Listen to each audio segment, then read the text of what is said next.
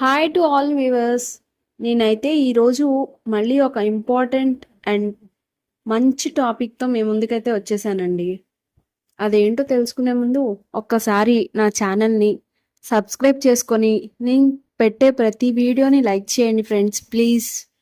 Okay, ఇప్పుడు టాపిక్లోకి అయితే వెళ్ళిపోదాం. గుడివాడ నుండి మచిలీపట్నం వెళ్ళే దారిలో వేమవరం అనే గ్రామం ఉంది. ఆ ఊరిలో గ్రామ దేవతగా పిలువబడిన ఒక దేవత శ్రీ కొండాలమ్మ అమ్మవారు కొలువై ఉన్నారు. అక్కడికి ఆ ఊరి ప్రజలు మాత్రమే కాకుండా చుట్టుపక్కల ఉన్న జిల్లాల వారి సైతం వస్తూ ఉంటారు. మెయిన్గా ఈ టెంపుల్ చరిత్ర ఏంటంటే, దాదాపు 50 సంవత్సరాల క్రితం గుడివాడ నుండి మచిలీపట్నానికి వెళ్ళే దారిలో పక్కన ఒక కాలువ నిర్మాణం జరిగింది. దానికోసం అక్కడి కూలీలు కొండ నుండి రాళ్లను తీసుకొచ్చే క్రమంలో ఆ రాళ్లలో ఒక రాయి అమ్మవారి విగ్రహం పోలి ఉండడంలో అక్కడే రోడ్డు పక్కన ఉంచి రోజు పసుపు కుంకాలతో పూజించేవారు. అయితే ఆ విగ్రహం పక్కన ఒక బాతులు మేపుకునే వ్యక్తి ఉండేవాడు. పక్కనే ఉండడం వల్ల ఆ విగ్రహ బాధ్యత అంతా తను చూసుకునేవాడు.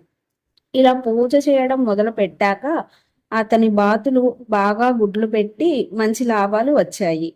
తన సంపద బాగా పెరగడంతో గుంటూరు వెళ్ళాలని నిర్ణయించుకున్నాడు. ముందు బాతులను మరియు అమ్మవారి విగ్రహాన్ని తన బండిలో ఎక్కించుకొని గుంటూరు చేరుకున్నాడు. గుంటూరు చేరుకున్న తర్వాత ముందు బాతులను, తరువాత అమ్మవారి విగ్రహాన్ని బండి నుండి కిందకి దించగా బాతులన్నీ చనిపోయాయి.